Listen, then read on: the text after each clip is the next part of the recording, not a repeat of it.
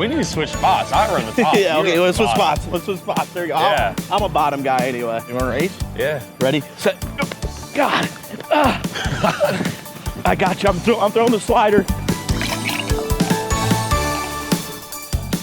Welcome, everybody, to another edition of One Lap, One Beer. And I'm with Bobby Pierce at Eldora Speedway for the 30th Dirt Late Model Dream. I did your dad a few years back at Mansfield, and that's when I got the cutoff. Yeah, that was right. That was good. So a while back, so now I get the sun at Eldora. I got Busch Latte. What's your drink of choice? Everybody switches it up. Going with the Tall Cool One Special, the Michelob Ultra. Yes. I'm not normally much of a beer guy, but we'll do it tonight. That you're sacrificing? Yeah. All right, Bobby. Tough weekend so far, but we're gonna enjoy this nice Friday. What'd you see tonight there at the Big E with the racetrack and Devin Moran getting his first win here at Eldora? Was that his first win here? It was the first one since Donnie Moran's $1 Million curse. Wow. Okay, so the Moran curse is over. That's cool for Devin. He looked really good. I don't know, man. I think Do you think we're gonna get booed or cheered during this? Tonight. Are we gonna get booed or cheered during this, or a mixture? You Oh, think? it's a mix. Mix. The boos are loud and the cheers are louder. Yes, Maybe that's the what I opposite, I thought. don't know. I think now though during driver intros you get more of a reaction than Scott does. Yep. I mean, you got to have it. You know, I'm fine with it. You are fine with it. Okay, so how are we gonna dig ourselves out of the hole tomorrow night? What do you think we're gonna have to do? Make sure we get that, because we gotta get the $100,000 check to. I really wanted to see that 5 or the 6 on the wheel. It was right there to the 5. Right. It was right there, and I thought it landed on 5. I guess it must have went back to the 4. So I was kind of figuring it up. I landed up 15th after last night's, half. And then I think I was gonna be like 30th to 31st right on that cutoff of needing a 5. But we'll start so 5th or 6th in our heat race. And that's not terrible. It's not like we're deep. Heck, when I won the world, I think I started last in my heat race. So it's possible. Okay, we're here in a turn 1. Pierce Nation, Late Model Nation. When you're going around here, at least during the 4 wide, it's pretty damn fucking cool, isn't it? Oh yeah. There's a lot of places we do 4 wide, but this place is pretty special. Every time we do it, the big boom. Heck, I know the dogs in the truck, they go nuts over that. They don't like that, but the fans and the racers, us racers, we think it's pretty cool. Man, walking right here, you don't realize how much banking's on this track. No, you can get a good calf. You can get a good calf workout. Have you ever tried to walk off Bristol? Did you ever go to Bristol? Yeah, for the dirt? I raced Bristol. Did you try to walk up it? I ran up it with Sheppy for the 1 lap, 1 beer. It's tough. I mean, that's Tazwell on steroids. Yes, it is. Okay, so the last couple years, chassis change. I feel like you're becoming a well-rounded driver. I feel like it's been a great 2 years for you, and here we are in 2024. How you feeling as we head to the finale of the Dirt Late Model Dream? Just overall with the season and coming up. How am I feeling in the season right now? Or moving forward? Well, hopefully it gets better. We haven't had much luck lately, that's for sure. Ever since after Volusia, it's just been, we've been good. We just had bad luck. And I don't really like to say that, us racers have a lot of superstitions, I guess, but we need some better luck to turn it around. We're fast, we just need luck, so. Okay, so you have that crazy thing that happens at the beginning of the year when the thing comes out, your suspension at the beginning, then you had the appeal process. I guess how much of a whirlwind was that when you finally, I know it sucked at the time, but to at least not get the suspension. You fought tooth and nail of that, because we talked several times throughout that process, and you were kind of asking different things of camera work and all that stuff, but it had to be grueling on you, especially, you're innocent and all that stuff. That felt like a whole season right there, just combined into like a month. We're still on it. We.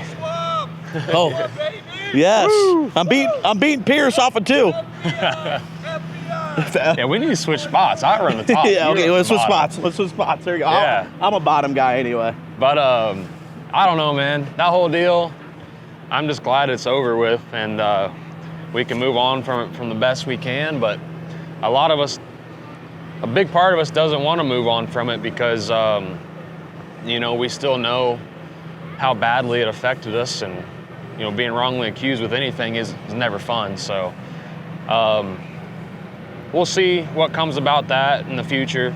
Try to make it better for the sport in general. That's what it's all about. So, but yeah, we got a big hole to crawl out of with Outlaws now, and how determined are you to get out of the hole? There's a lot of the year left. Yes. I'm pretty determined. I think we'll get there. It's just gonna take time.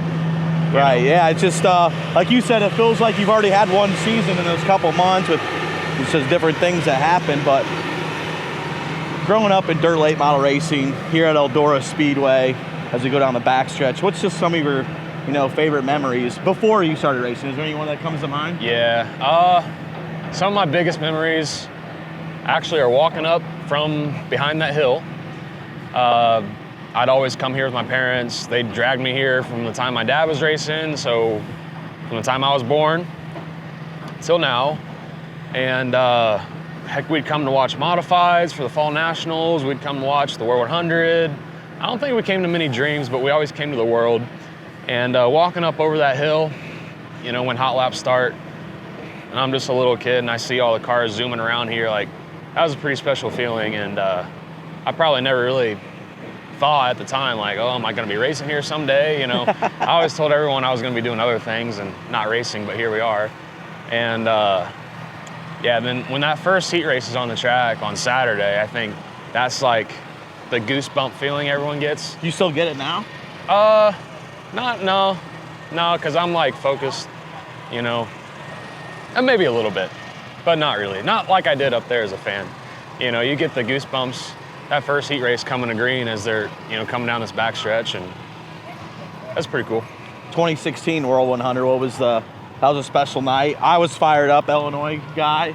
I know Dennis ended the curse for the crown jewels, but you got the World 100 job done. That was a special night, wasn't it? Yeah, it was. It was.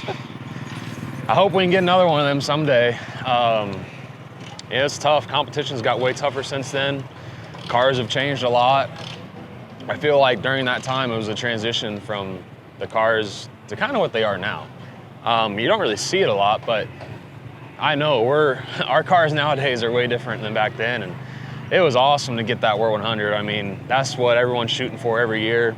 It's one of the granddaddies. It is probably the granddaddy of them all, in a sense of prestige and history and everything else. But I want this dream pretty bad, and a PDC. That'd be pretty nice. Oh my God! Can we get to the Fairbury? You're like Dale Earnhardt with the Daytona 500 for that race. You win everything else but that race, and just over the years, I swear, if you win that, you're gonna get cheers. Yeah. I don't think there'll be hardly any boos. Even the booers will be cheering. I think they will because you've went through a whole bunch of just heartbreak city there. But we'll get it done maybe this year, right? Yeah, we'll see. We'll see.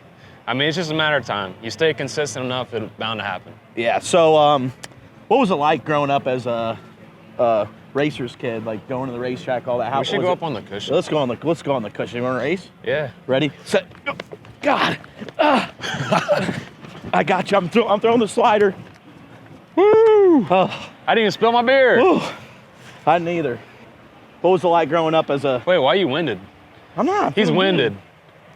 He can hear the audio. I sound good. What? So just growing up as a racer's kid, how was that? Hey, we're doing a diamond line. We're coming back down. Yeah. Bob Pierce. Yeah, I'm pretty special to have him as my dad, no doubt.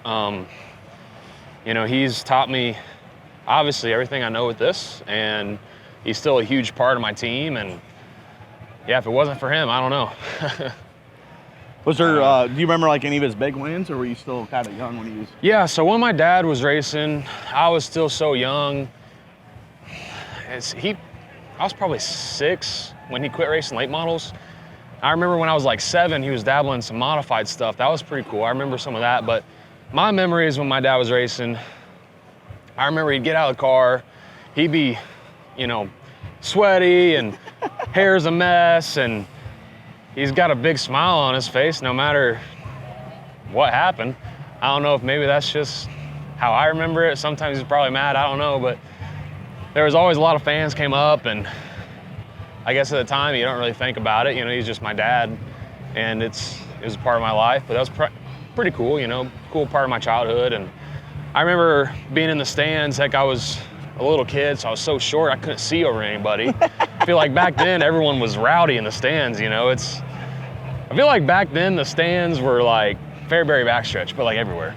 There's everybody just MFing, throwing the bird, and cigarette smoke in the air everywhere. You know? Yeah, now we can't do that. Yeah, we don't have to worry about that, which is great. All right, so I got to ask you, this week coming up after the Dirt Late Model Dream Summer Nationals, I know you're probably not going to run a whole bunch of them, but just that makes a driver, I think. You ran a whole bunch. I think I've interviewed the most out of anybody in my Dirt on Dirt career just because of the Summer Nationals. Yeah, Summer Nationals is a key part of my racing career and kind of is what's helped me grow into how I race. And, you know, whenever you race that much, I say it all the time, you can race 6 days in a week. That's going to make you better in the long run, no doubt. So Summer Nationals is awesome. I love it. I kind of miss it a little bit, to be honest. And,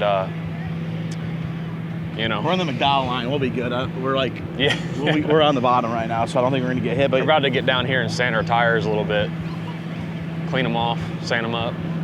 Yeah, the Summer Nationals, great time there. Eldora, as we come to the closing laps, we're going to do some rapid fire. Who was your favorite driver growing up other than your dad? Did you have one really or not? In late models at one time, Jeep Van Warmer and Steve Casebolt, I kind of looked up to them because they were the young guys when I was really little. Rick Eckert, Jason Fager, back when he was racing my dad's cars. A lot of mod guys, Lika, Schwartz, Chad Kinder. Yeah, because you were like in the heyday growing up with the models with your dad. Yeah. You were all the guys on those. Yeah, I wasn't really into NASCAR, but dirt's where, you know, that was my love for racing. I had one guy tell me at Vermilion County Speedway that Bobby Pierce was an absolute star at football. Is that true? Yeah, I was. Running back? I was pretty good, yeah. Quarterback? What were you? Running back. And but I was really good on defense, like safety, cornerback. One time in our Super Bowl, I had a pick six, so. Did you do a little Deion Stroud or what? Hell yeah, I did. All right. I don't remember what I did, but. Bobby Pierce here at the 30th annual Dirt Late Model Dream. It was a nightmare on Thursday, but we're looking for a big time victory for $100,030. It was a nightmare on Elm Street. It literally was. You got the car for it. It went on to your favor. But hey, Freddie got that's unfortunate circumstance, but we'll build from it and we'll get a dub tomorrow, right? That's the plan. See if we can rebound and see what happens. Thank you. Yep. Woo!